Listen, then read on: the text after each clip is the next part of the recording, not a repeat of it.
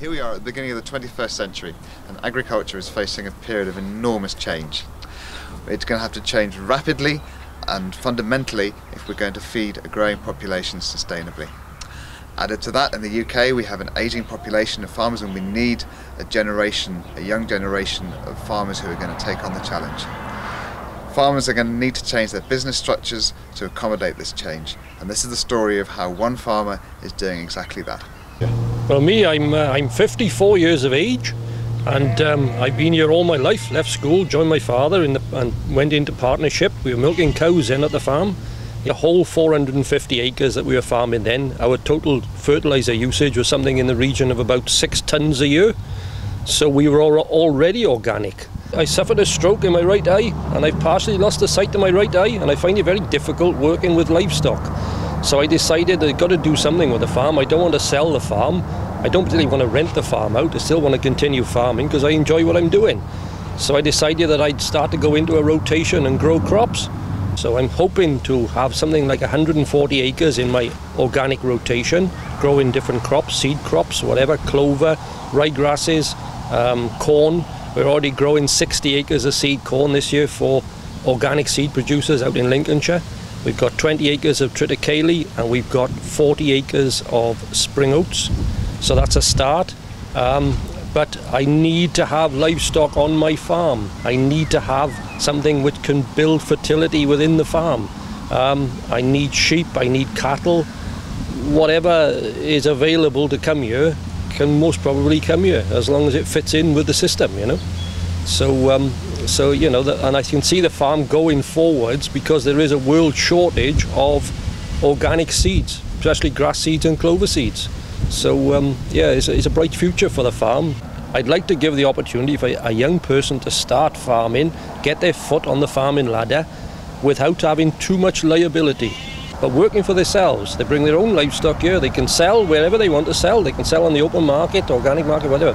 Whatever they get for their animals, that's theirs, that's nothing to do with me.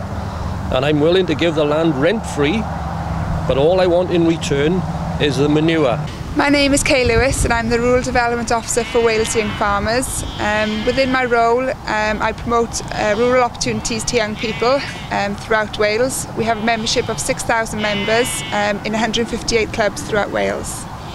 Young people have a huge barrier in front of them in Wales today, with high capital costs, starting up costs, and also high rental costs. It's an impossibility to get into a step on the ladder to the agricultural industry. Buying your own farm in Wales these days is impossible for a young person.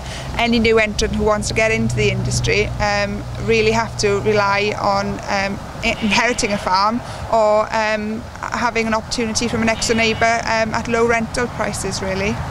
Well, obviously the continuation of the Young Entrant Support Scheme by the Welsh Government would be fantastic. It's helped already over 300 people get into the agricultural industry as a head of holding.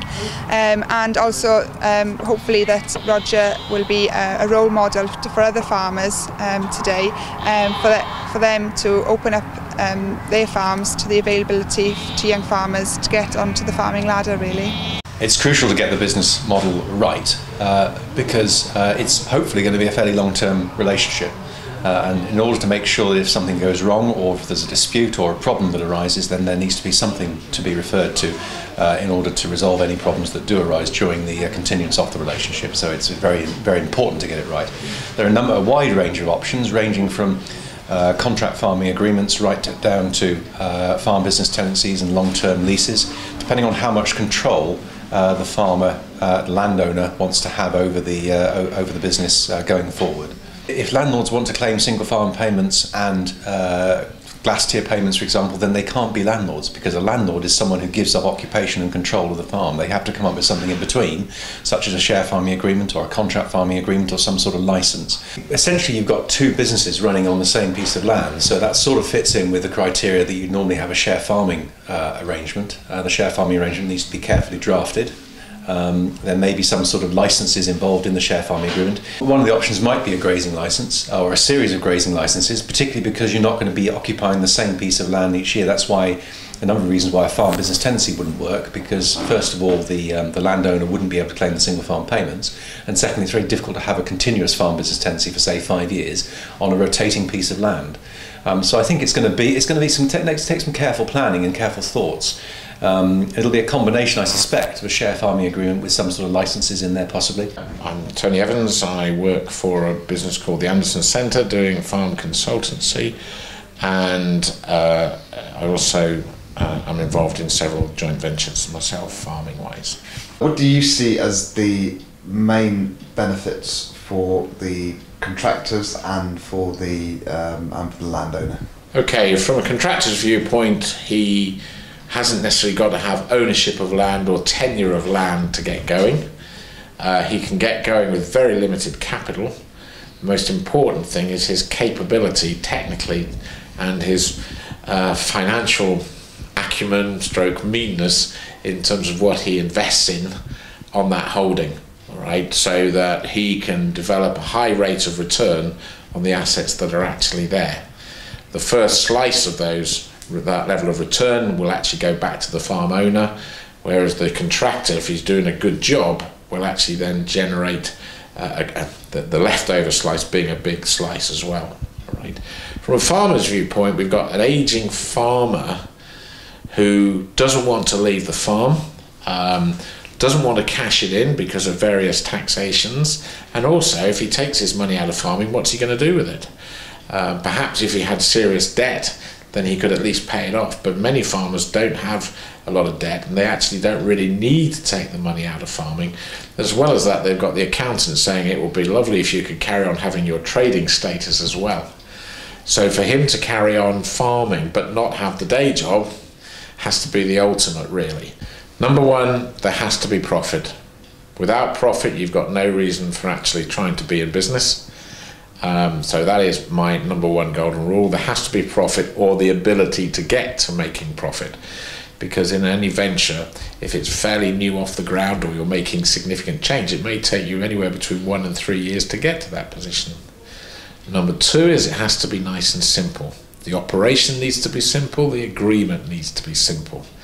Complication only adds costs, whichever way around you look at it. And number three is there has to be a mutual vision of where that business joint venture is actually going. May not be the same, but there must be an understanding of that vision and an agreement from both parties that they recognise that vision.